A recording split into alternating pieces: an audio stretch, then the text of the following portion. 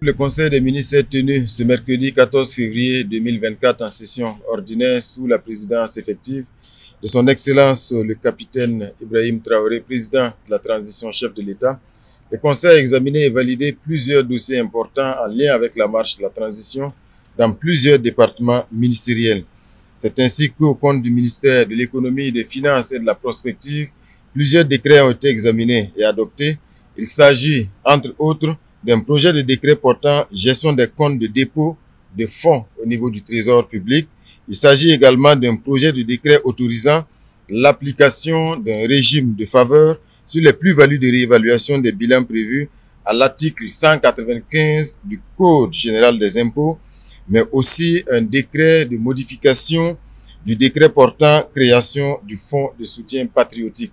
Et pour plus de détails sur ces importants décrets qui ont été donc examinés et adoptés, j'invite ici mon collègue, la ministre déléguée, Madame Bako. Le Conseil vient d'adopter ce jour le décret portant sur la gestion des comptes de fonds au niveau du Trésor. Alors, il faut dire que depuis 1998, il y a un décret qui avait été adopté dans ce sens, décret donc portant gestion des comptes de dépôt de fonds au Trésor public. Alors, il se trouve que l'application de ce décret-là a connu donc des difficultés, ce qui a prévalu donc à la conduite d'une évaluation qui a abouti par la suite sur des recommandations. Alors, cette recommandation a suggéré qu'au niveau du ministère, nous puissions prendre des dispositions pour élaborer, procéder donc à une relecture du décret de 1998 qui vient d'être donc adopté par le Conseil des ministres ce jour. Et l'adoption de ce décret va donc permettre au Trésor public de jouer pleinement cette fonction bancaire qui lui a été donc concédée depuis les années 1998. Et cette adoption également va nous permettre au niveau donc du ministère de l'Économie et des Finances d'assurer une bonne gestion des ressources publiques et surtout être en lien et en conformité avec les accords et les standards internationaux en termes donc de fonction bancaire. Pour ce qui concerne le deuxième décret, il porte donc autorisation de l'application du régime de faveur sur les plus-values de réévaluation des bilans qui sont donc repris au niveau du Code général des impôts en son article 195. Il faut dire que l'article 194 prévoit une réévaluation des immobilisations. Toutefois, la difficulté était que lorsqu'il y a réévaluation, cette plus-value qui va être dégagée va être systématiquement donc imposée.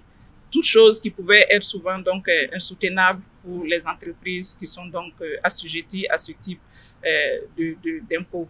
Alors aujourd'hui, on vient donc d'adopter ce décret-là qui permet donc aux entreprises de pouvoir échelonner le paiement de l'impôt sur cette plus-value de réévaluation pour ce qui concerne donc les biens amortissables.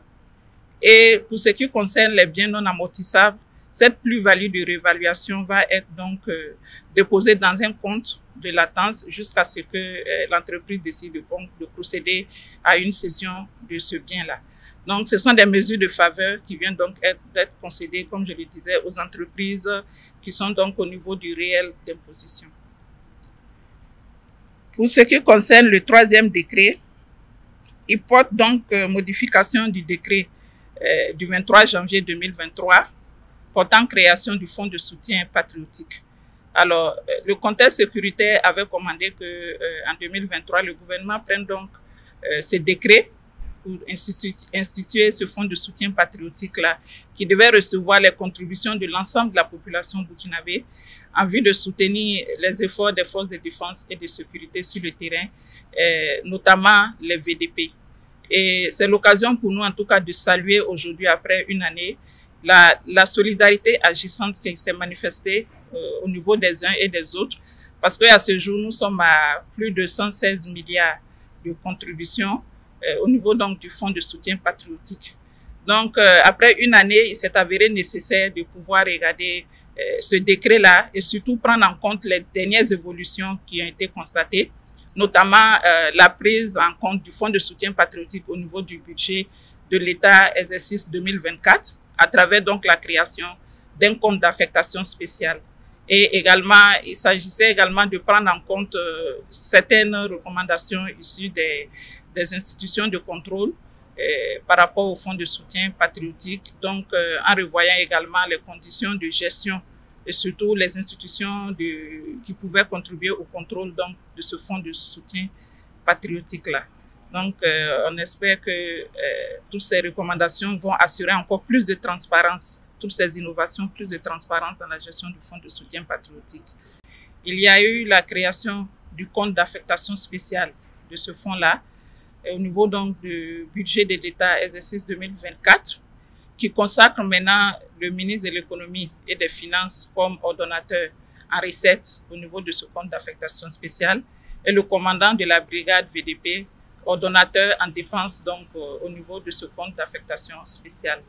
Et également une autre innovation, c'est, je vais dire, l'implication qui est faite maintenant aux institutions de contrôle de l'AME à travers l'inspection donc de l'AME qui pourra dorénavant effectuer des contrôles au niveau du fonds de soutien patriotique. Donc tous ces éléments, c'est pour des questions de transparence et permettre en tout cas à la population d'être rassurée que les ressources que nous recevons sont bien gérées et pour des questions également de redevabilité. Pour le compte du ministère de l'Énergie, des Mines et des Carrières, le Conseil a examiné et adopté également plusieurs textes, plusieurs rapports.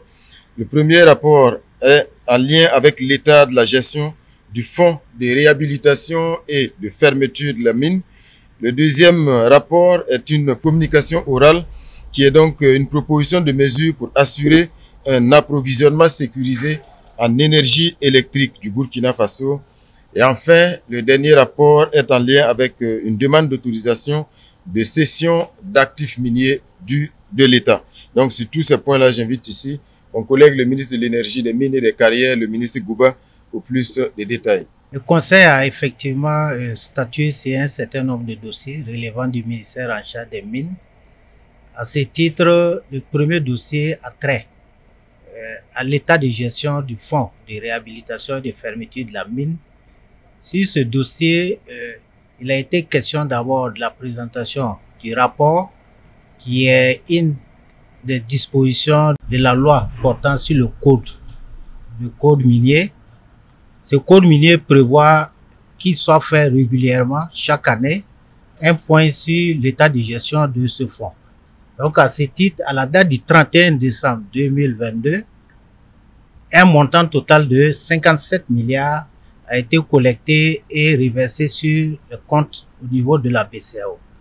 À la même date, il est ressorti également que 6 mines n'avaient pas encore transféré leur montant au niveau de la BCEAO. En termes également d'éléments du rapport, il est ressorti un certain nombre d'insuffisances. Ces insuffisances n'ont pas permis véritablement de pouvoir activer tout ce qui est mécanisme permettant en tout cas de pouvoir mettre en œuvre le fonds de réhabilitation et minier. Donc à ce titre, un certain nombre de recommandations ont été formulées pour une meilleure mise en œuvre de ce fonds de réhabilitation. Donc le chef de l'État a donné des instructions fermes pour que véritablement on puisse aller vers un certain nombre d'innovations, un certain nombre de réformes tendant à mettre en œuvre tout ce qui est élément pouvant permettre de mettre en œuvre de façon véritable ce fonds de réhabilitation minier. Le second dossier est relatif à une communication orale. Cette communication orale avait pour objectif essentiel d'aller vers la prise de mesures pouvant assurer une meilleure sécurisation en matière d'offres énergétiques. À ce titre, il y a un ensemble de mesures qui ont été prises en termes de feuilles de route. D'abord à court terme, à moyen et à long terme. L'objectif véritable de cette communication était d'aller vers la détermination d'une feuille de route pouvant permettre de pouvoir sécuriser davantage l'offre énergétique au Burkina Faso. Donc à ce titre, un ensemble de mesures seront prises avec l'accompagnement d'un certain nombre d'acteurs pour pouvoir garantir en tout cas de façon durable l'offre énergétique au Burkina Faso. Le troisième dossier est relatif à une demande de cession d'actifs miniers. À la date du 31 décembre, 205 titres miniers étaient dans le portefeuille de l'État. Parmi ces 200 titres, on a au total 7 titres qui concernent les mines de grande exploitation et 198 titres concernant les titres de recherche. L'objectif de ce rapport était véritablement de demander une autorisation pour pouvoir céder l'ensemble de ces titres à des repreneurs qui peuvent permettre de valoriser dans un premier temps l'exploitation de ces titres-là et dans un second niveau aller vers la continuité pour pouvoir permettre en fin de compte de poursuivre les recherches. Là-dessus également, un certain nombre d'instructions ont été données afin de pouvoir mieux améliorer tout ce qui est retombé au profit du budget de l'État. Pour ce qui concerne la sécurisation de l'offre énergétique, comme je le disais, un certain nombre de mesures ont été prises. Ces mesures prennent en compte non seulement la réhabilitation d'un certain nombre d'infrastructures qui pourront à terme contribuer à augmenter l'offre énergétique. Il y a également la mise en œuvre d'un certain nombre de projets, notamment les projets concernant l'aéroport de Danshin, mais également d'autres qui concernent certains sites qui sont en train d'être bouclés pour pouvoir permettre de mieux approvisionner l'offre énergétique. Voilà donc ce qu'on pouvait retenir de ces quelques grands dossiers qui ont été examinés et validés aujourd'hui au cours de ce Conseil des ministres. Merci.